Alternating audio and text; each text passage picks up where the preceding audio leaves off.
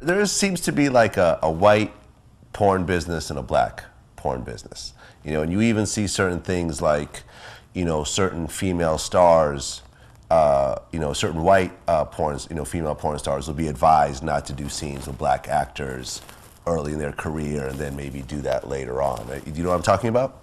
I know exactly what you're talking about, and this is a topic that I was hoping you were going to bring up, and if you didn't bring it up, I was going to ask you if we could talk about it. So let me tell you a history of me with Interracial in the industry.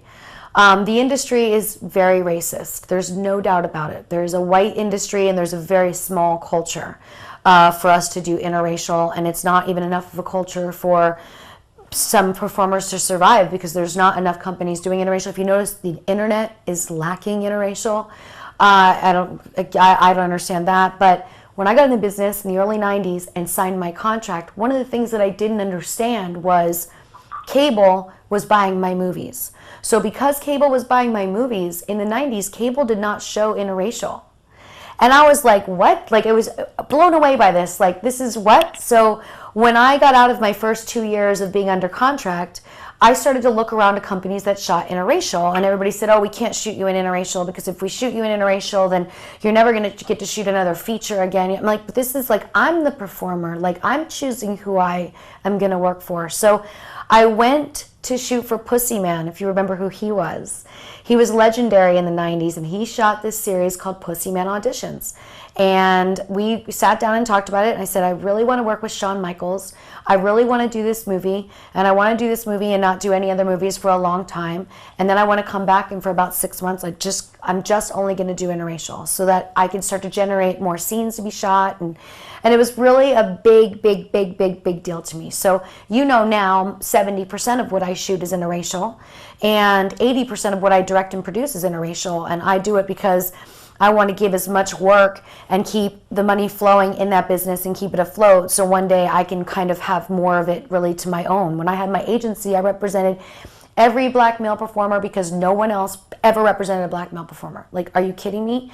It was so easy, and I love how I was teaching them to grow and how many more girls I was introducing to them. And I would tell the girls, your last agent who told you this is going to hurt your career it's his opinion. You have to have your own opinion as a star. Who do you want to be? Do you want to be Taylor Swift or do you want to be Rihanna? Like, you have to decide. And I knew that I wanted to be who I am. And I've always just loved interracial sex. It's just normal. I think it's incredibly hot. I think it's very sexual to watch because it's very three-dimensional. When you have a beautiful set of big black hands on a nice white body and you get good pictures and stills of that movement, it's very three-dimensional and sexual for people. That's the draw to it, and because the business keeps it as such a small culture, it makes it seem still taboo. But every agent tells their girls that, which is bullshit. And the sad thing is, I just went through this with someone who did her first interracial. And so, they charge more for their first interracial movie, which, again, in the real world, with a paycheck, hello, affirmative action, that would not be legal. And I will never pay a girl more through my production company to do an interracial movie. Your rate is your rate. And she said to me, well, after my first movie, how much more can I charge per scene for interracial? And my answer to her was this: well, it depends how racist you are.